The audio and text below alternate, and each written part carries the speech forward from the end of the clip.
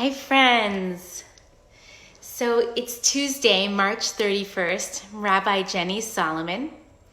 And I'm so happy to have this mincha moment with you, this pause in the afternoon during these really strange and unsettling times, just to connect to your spirit, to our spirit, and to sort of orient ourselves for the rest of the day.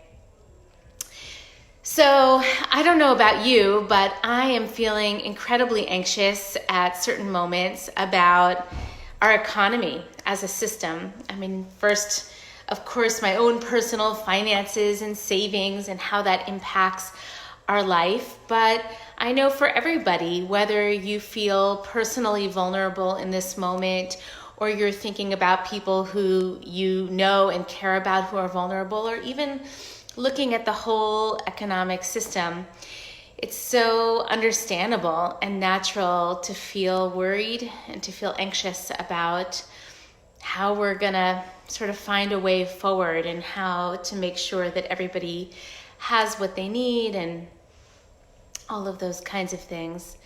So it was making me think about a beautiful line in Psalm 24, verse 1, that says, Ladonai haaretz umloa tevel v'yoshveva. So it has a beautiful rhyme, even if you're not a Hebrew speaker, to know that it's poetic. And it basically says that everything in the earth, including us, everything that fills the earth, belongs to God. I first learned this verse actually when I was living in Israel many years ago. And I learned that it's a tradition that as you label your things that might be yours, whether it's a book or a folder, that instead of just putting your name on it, which is what we typically do, at least in this country, that people would put actually an acronym on the corner, Lamed He Vav.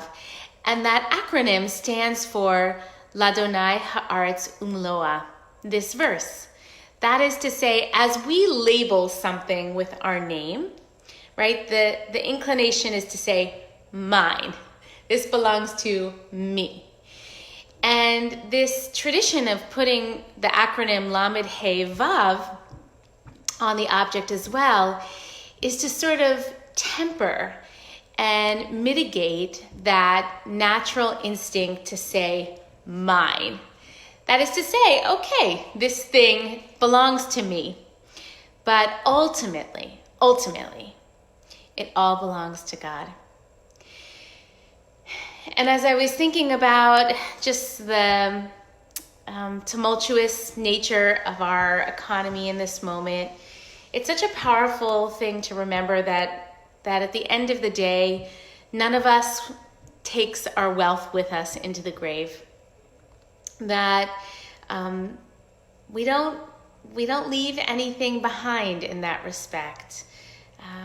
It really does all belong to God.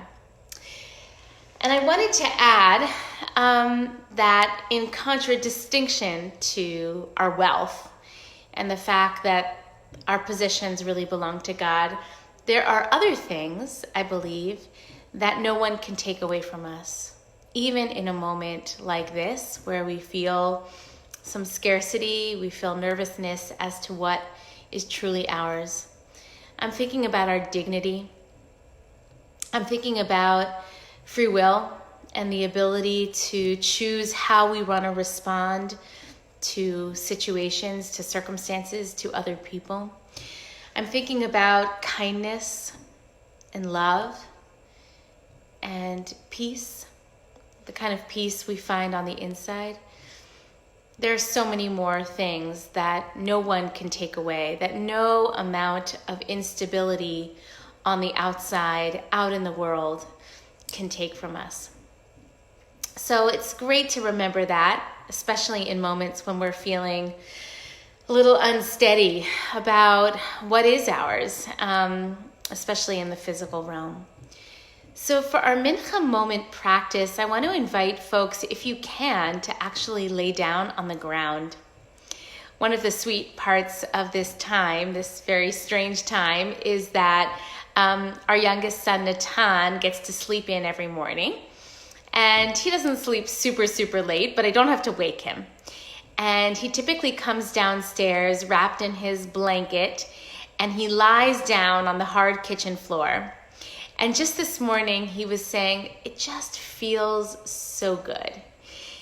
And it made me think about so much of what I love about my yoga practice is just getting on the floor. In particular, the final resting pose of Shavasana sort of allows us to not only get on the floor, but to become one with the earth beneath us. But I want to invite folks, if you can, to actually lay down on the ground, on your backs. You could place one hand on your belly or one hand on your heart. You might allow your hands to lie alongside you with palms facing up or palms facing down. But there's something about being actually flush with the ground that is grounding. So I want to invite that physical posture as we meditate on this verse, that the earth and all that fills her, all who dwell in her, belong to God. And I'm going to chant this line, a beautiful melody from Shefa Gold. And I invite you to join with me wherever you are, or just to listen and allow the words and the melody to wash over you.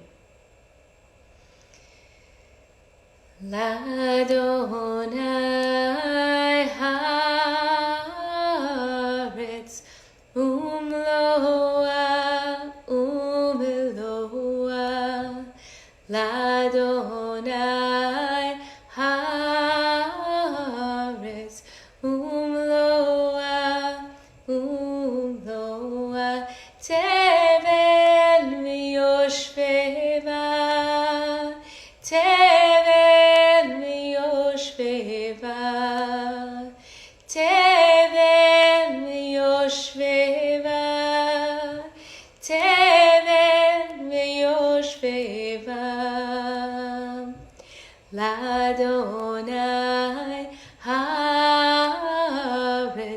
umloa umloa. Ladonai haaretz umloa umloa. Tevel miyoshveva. Tevel miyoshveva. Tevel miyoshveva. Tevel miyoshveva.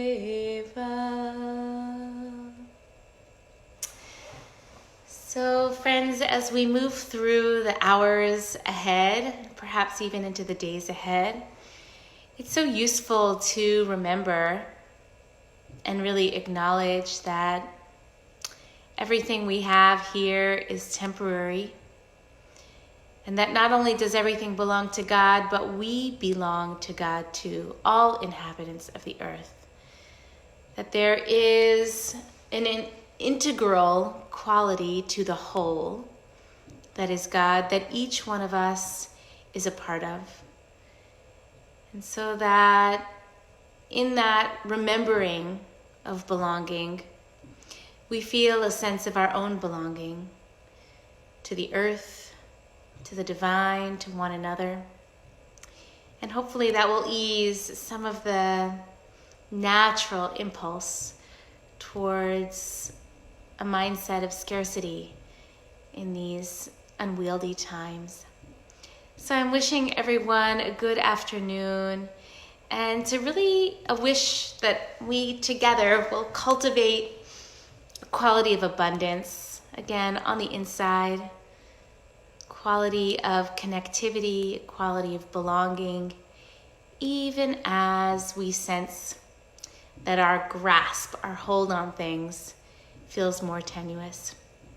So sending shalom and love to you all.